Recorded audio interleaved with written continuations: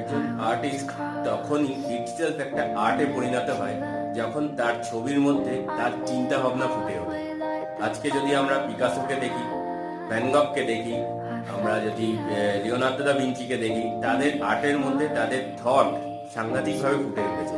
Over the period, মানে তারা যত বছর বেঁচেছিলেন, তাদের পেন্টিং গুলোকে যদি পরপর পরপর রাখা যায়, তাহলে দেখা যাবে তাদের থট প্রসেসটা কিভাবে কাজ করেছে। এবং সেই থট প্রসেসটা যখন বেরিয়ে আসে, তখনই একজন আর্টিস্ট আর্টে পরিণত হয়। সারফেস লেভেলে তুমি কি করছো সেটা ইম্পর্টেন্ট নয়। আর্ট ব্যাপারটা খুবই সাবজেক্টিভ। এরম ভাবে কেউ বলতে পারে না যে এরম ভাবে আর্ট করতে হবে, এটা ঠিক প্রসেস, এটা ভুল প্রসেস, সেটা কিন্তু নয়। তার মতো করে আর্টটাকে করতে পারে। তবে হ্যাঁ, বিগিনার্স লেভেলে কিছু জিনিস তো ঠিক করতেই হয়, কিছু গ্রামাটিক্যাল জিনিস যেগুলোকে জানতে হয়, কিছু গ্রামাটিক্যাল জিনিস যেগুলোকে আমাদের শুধরে নিতে হয়, সেগুলো শেখার জিনিস তো আছে। পেন্টিং এর মধ্যে দিয়ে তোমার থট প্রসেসটা রিফ্লেক্ট করছে কিনা, সেটা যদি করে সবকটা ছবির ক্ষেত্রে সেই আর্ট